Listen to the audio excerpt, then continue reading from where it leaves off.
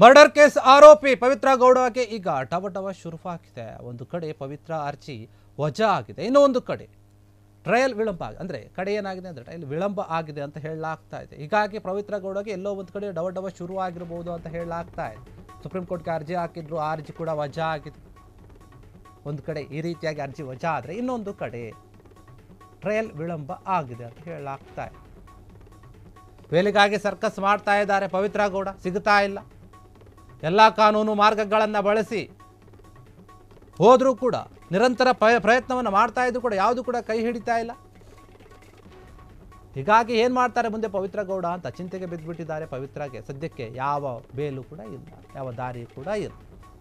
Murder case ಆರೋಪಿಯಾಗಿರುವಂಥ ಒಂದು ಪವಿತ್ರ ಗೌಡಗೆ ಈ ಒಂದು ವಿಚಾರದಿಂದ ಒಂದು ಕಡೆ ಭಯ ಶುರುವಾಗಿದೆ.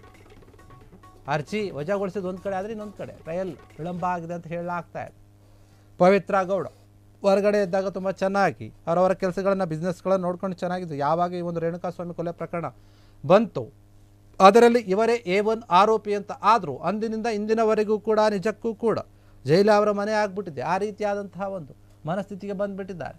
ಒಂದು ಸಲ ಏನೋ ಜಾಮೀನು ಸಿಕ್ತು, ಹೊರಗಡೆ ಬಂದರು, ಆಮೇಲೆ ಮತ್ತೆ ಒಳಗಡೆ ಬರುವಂತಹ ಒಂದು ಸಂದರ್ಭ ಬಂತು. ಆಗಿನಿಂದ ಇಲ್ಲಿಯ ತನಕ ತುಂಬ ಸರ್ಕಸ್ ಮಾಡ್ತಾ ಇದ್ದಾರೆ. ಆದರೆ ಯಾವುದು ಕೂಡ ಪ್ರಯೋಜನ ಆಗ್ತಾ ಇಲ್ಲ. ಒಂದಲ್ಲ ಒಂದು ರೀತಿಯಲ್ಲಿ ಕಾನೂನಿನ ಒಂದು ಹೋರಾಟವನ್ನು ಮಾಡ್ತಾ ಇದ್ದಾರೆ, ದಾರಿಗಳನ್ನು ಹುಡುಕ್ತಾ ಇದ್ದಾರೆ. ಹುಡುಕುವ ದಾರಿಗಳೆಲ್ಲವೂ ಕೂಡ ಮುಚ್ಕೊಂಡು ಹೋಗಿದೆ. ಹೀಗಿರುವಾಗ ಮುಂದೆ ಏನು ಮಾಡ್ತಾರೆ ಗೊತ್ತಿಲ್ಲ, ತೋಚಿದಂತಾಗಿದೆ. ಸುಮ್ಮನೆ ಕೂತಿದ್ದಾರೆ ಜೈಲಲ್ಲಿ, ಏನು ಮಾಡಬೇಕು ಏನಿಲ್ಲ ಅಂತ ಗೊತ್ತಿಲ್ಲ. ಸರ್ಕಸ್ ಮಾಡ್ತಾ ಇದ್ದಾರೆ ಬೇಲ್ ಸಿಗಲಿ ಅಂತ ಹೇಳಿ. ಪವಿತ್ರ ಗೌಡಗೆ ಯಾವ ದಾರಿನೂ ಇಲ್ಲ, ಆ ರೀತಿಯಾಗಿ ಆಗ್ಬಿಟ್ಟಿದೆ. ಎಲ್ಲ ಕಾನೂನು ಮಾರ್ಗಗಳನ್ನು ಬಳಸಿ ನೋಡ್ತಾ ಇದ್ದಾರೆ, ನಿರಂತರವಾಗಿ ಪ್ರಯತ್ನ ಮಾಡ್ತಾರೆ, ಯಾವುದು ಕೂಡ ಇಲ್ಲ. ಎವಿಡೆನ್ಸ್ ಬದಲಾಗಿದೆ ಅಂತ ಹೇಳಲಾಗ್ತಾ ಇದೆ ಅಂತೆ ಏನೋ. ಹೀಗಾಗಿ ಈ ಒಂದು ವಿಚಾರವಾಗಿ ಪವಿತ್ರ ಗೌಡ ಅವರಿಗೆ ಬೇಲು ಸಿಗುತ್ತಾ ಇಲ್ಲವಂಥ ಒಂದು ವಿಚಾರ. ಎವಿಡೆನ್ಸ್ ಬದಲಾಗಿದೆ, ಕೇಸು ಸೂಕ್ಷ್ಮವಾಗಿದೆ, ಬೇಲು ಸಿಗುತ್ತಾ ಇಲ್ಲ ಅನ್ನುವಂಥ ಒಂದು ಮಾತುಗಳು ಕೇಳಿ ಬರ್ತಾ ಇವೆ. ಚಿಂತೆಗೆ ಬಿದ್ದುಬಿಟ್ಟಾಗಿದ್ದಾರೆ ಪವಿತ್ರ ಗೌಡ. ಆ ಕಡೆ ದರ್ಶನ್ ಕೂಡ ಇದೇ ರೀತಿಯಾಗಿ ಚಿಂತೆ ಮಾಡ್ತಾ ಇದ್ದಾರೆ.